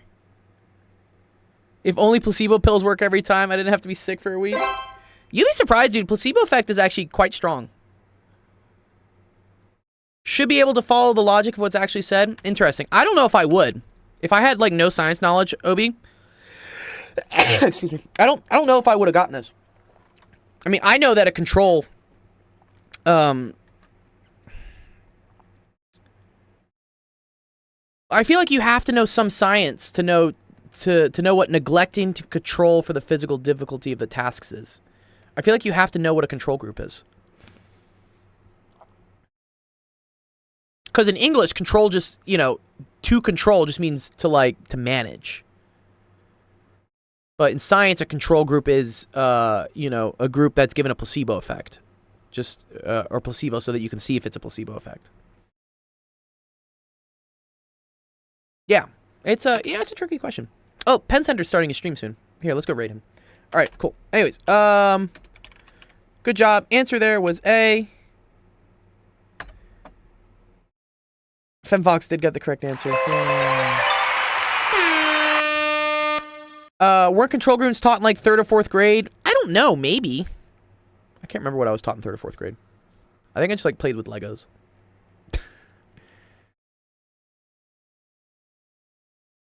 What is going to be happen?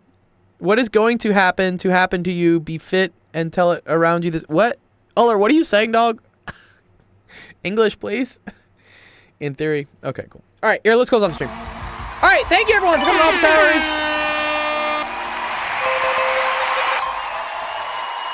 Had a fun time going through the SAT questions with you. Also, we learned about mixed fractions and stuff with Agi. That was cool. Yeah. All right. Nice. Awesome. Yeah, you're very welcome. Yeah, fun. Yeah, we'll do some more of these tomorrow. Our stream's gonna be an hour later, so that's gonna be 5 p.m. Pacific, 7 p.m. Central, 8 p.m. Eastern. So come on by. Maybe we'll do some more English. I'm kind of liking it because it's a challenge for me too. Honestly, the math I can teach all day. That's easy. But I enjoy kind of learning it as well. You'll keep it in mind. Okay, awesome. Okay, cool. Appreciate it, guys. All right, let's see. I think Penn Center is starting his complex analysis class. So let's go say hi to Penn Center. Has he started it yet? Yeah, there he is. He's been up. Okay, cool. All right. Hope you guys have a wonderful rest of your Tuesday. No more English? Okay, I mean, we'll do more math, but I feel like English is a sticking point for some of the people in the stream. So we'll do half and half. Okay? Yeah. If you're not getting it, it's good to try and get it. Yeah. Let's teach it. Yeah. Okay. All right. All right, I will see you guys on Wednesday. Have a great rest of your Tuesday. Peace out.